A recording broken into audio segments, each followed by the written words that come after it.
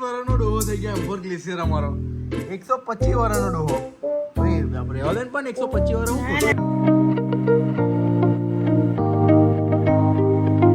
तो hello guys welcome back to my YouTube channel. तो कैसे हो आप लोग? आई होप कि आप सब मजे में होंगे। ओ सॉरी आज गुजराती में ब्लॉग करना है, मतलब कि आज गुजराती में ब्लॉग करવાનો છે, તો આજે કંઈક અલગ રીતે કરીએ। Hello guys welcome back to my YouTube channel. તો કેમ છો તમે બધા?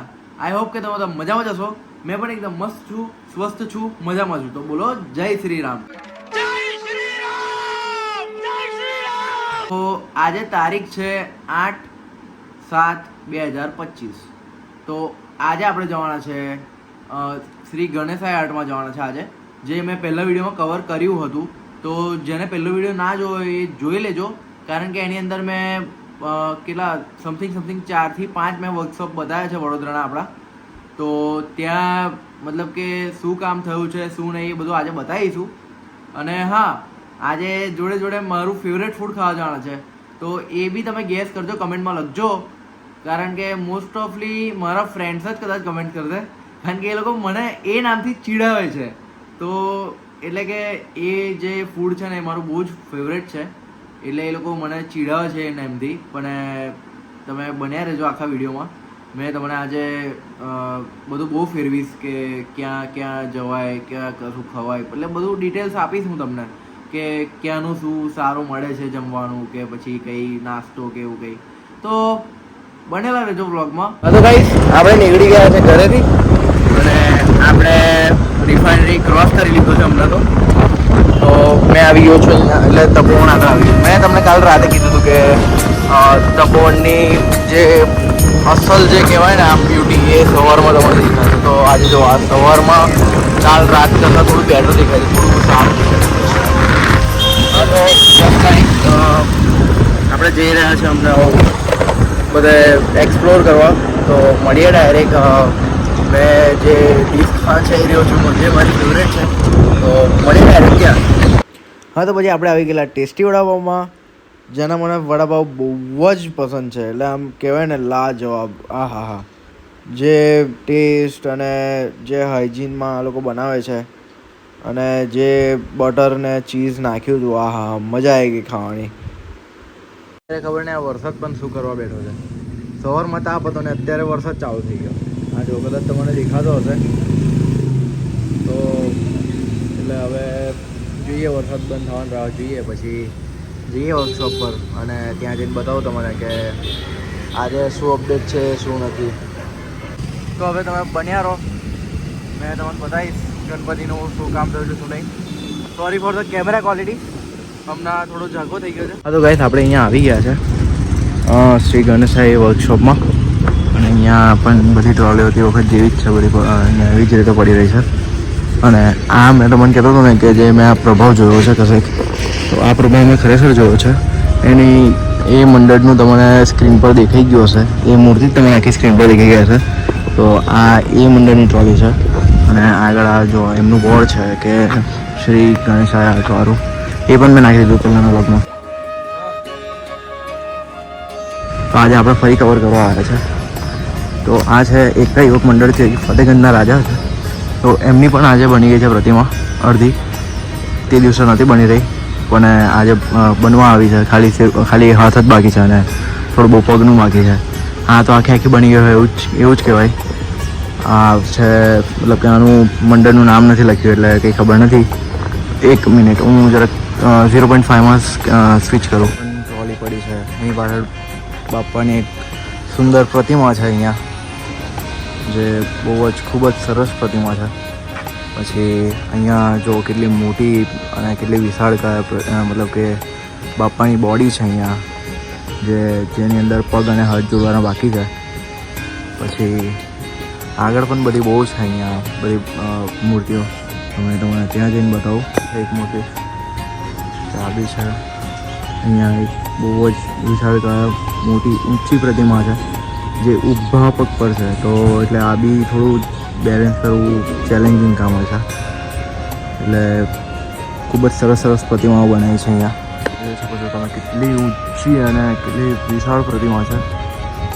અને ખૂબ જ સુંદર છે.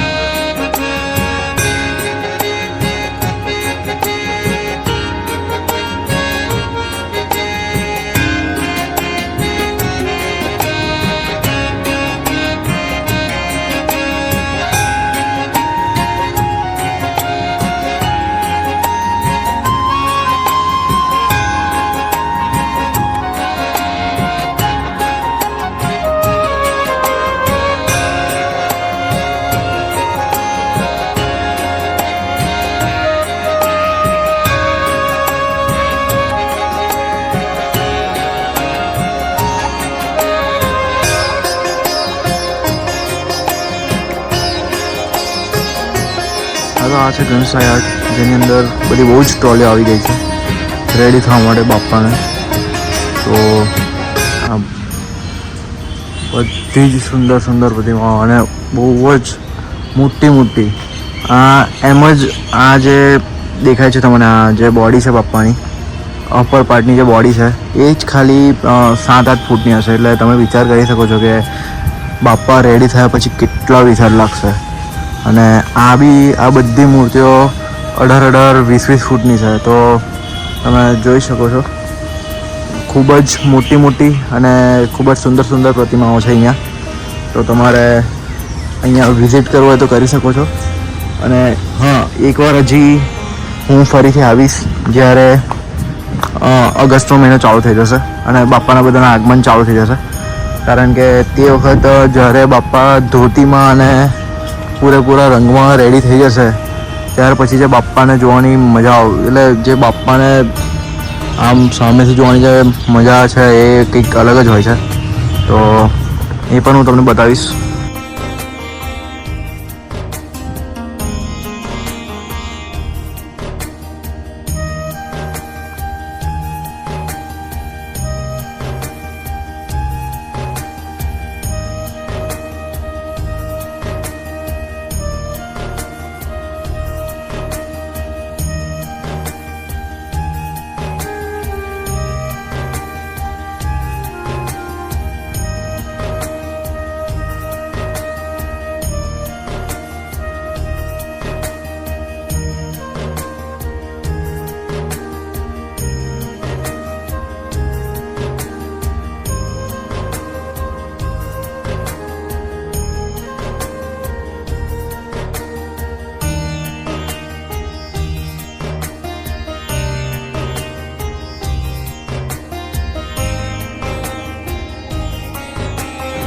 તો ગાઈસ આપણે નીકળી ગયા છે અહીંયા ગણેશાય આર્ટમાંથી. તો હવે આપણે કદાચ જઈએ છીએ તપન અન્નાને ત્યાં. તો ત્યાં કદાચ આજે તો બધું બતાવીને જઈશ, આજે તો પૂરેપૂરું બતાવીશ. તો બન્યા રહેજો એન્ડ સુધી.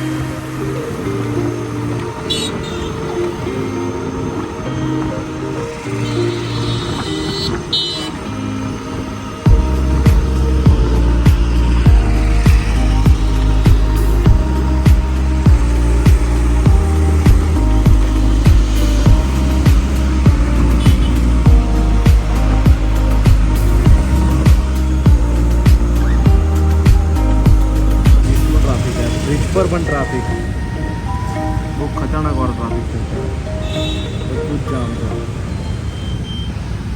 હા તો ગાઈસ સોરી, કારણ કે પણ અંદરના વર્કશોપ આગળ થોડું પાણી ભરેલું હતું અને અંદર કીચડ હતું એટલે અંદર જવાયું પણ નહોતું. તો એના કારણે હું તમને બતાવી શક્યો ના. એકવાર માટે ઉતરી પણ જાત, પણ આજે બધી મૂર્તિઓ પ્લાસ્ટિકથી ઢંકેલી હતી, જેથી કે કશું દેખાત જ ના, ઉતરવાનો બી કંઈ ફાયદો ના થાય. તો મેં ત્યાંથી પણ બતાવી દઉં, પણ ત્યાં પાણી બહુ વધારે હતું એટલે જસ્ટ આમ મારા આખા ફીટ જે આવે ને જરાય પૂરેપૂરો કવર થઈ જતા, અને જોડે જોડે ત્યાં ટ્રાફિક પણ હતો. તો મારાથી ના બતાવાયું અત્યારે, કદાચ રાત્રે એ સાઈડ જઈએ તો ટ્રાય કરીશ બતાવવાનું. અને રાત્રે હવે ક્યાં જઈએ છે જોઈએ છે, તો બન્યા રહેતું બ્લોગમાં. હવે અત્યારે તો બહુ ખતરનાક વાળી ઊંઘ આવે છે, કારણ કે આજે સવારે 6 વાગ્યાનો ઉઠી ગયો. તો હવે ઘરે જઈને ડાયરેક્ટ સુઈ જ જવું પડશે. બહુ જ ખતરનાક વાળી ઊંઘ આવે છે. મળે સીધા ઘરે. તો ગાઈઝ અત્યારે મેં ઉઠી ગયો છું અને વાગ્યા છે 7. તો અત્યારે લાગી છે ભૂખ, તો કંઈ મંગાવવું પડશે, તો કંઈક મંગાવીએ. તો ગાઈઝ વાગી ગયા છે 9 અને આપણો ઓર્ડર આવી ગયો છે. તો મેં મંગાવ્યું છે મેકડી. આજે બહુ વખત પછી મેકડી, તો મળે જમીને. તો ગાઈઝ મેકડીને અનબોક્સિંગ કરવાની રીત પાડી ગયું.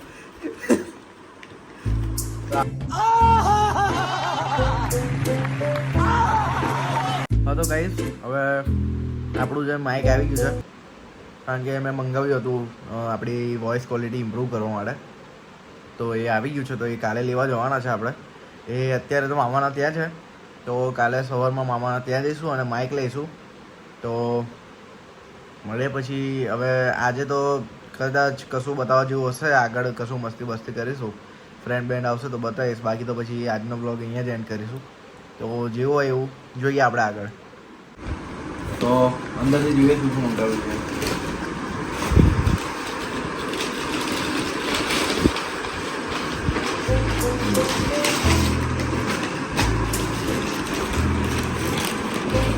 બધું અંછર પંચર ઢીલા થઈ ગયેલા અહીંયા તો. રાઈસ, પફ, ચિકન પફ, એક બર્ગર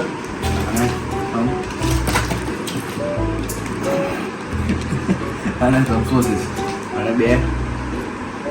તો ગાઈસ તમે એક બર્ગર આમ સીધી રીતે ખાતા હશો, પણ આની બર્ગર ખાવાની જે રિયલ રીત છે એ છે આમ ઊંધી, જેથી કે જે અંદરના વેજીસ છે એ બહાર ના આવી જાય. તો તમે એકવાર ટ્રાય કરીને જોજો. મારું પર્સનલ એક્સપિરિયન્સ છે અને આ રિયલ રીત આ છે. તમારે જોવું હોય તો ગૂગલ પર તમે જોઈ શકો છો.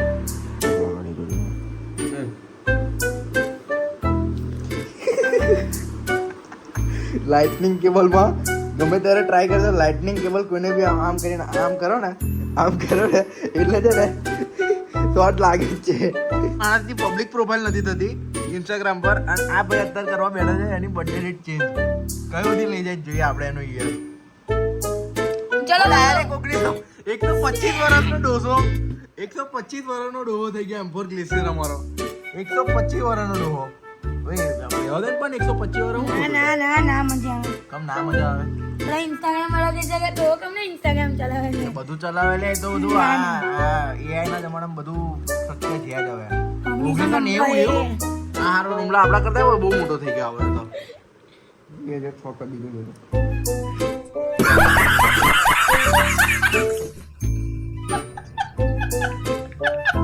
હેલો ગાઈસ, હવે આજનો વ્લોગ અહીંયા જ એન્ડ થાય છે. તો મળીએ ફરી એક નવા વ્લોગ સાથે. અને જો તમને આ વ્લોગ પસંદ આવ્યો હોય તો તમે લાઈક કરજો, શેર કરજો, કમેન્ટ કરજો અને સબસ્ક્રાઈબ કરવાનું ના ભૂલતા. તો મળો, જય શ્રી રામ. તો મળીએ એક નવા વ્લોગ સાથે કાલે. Thanks for watching.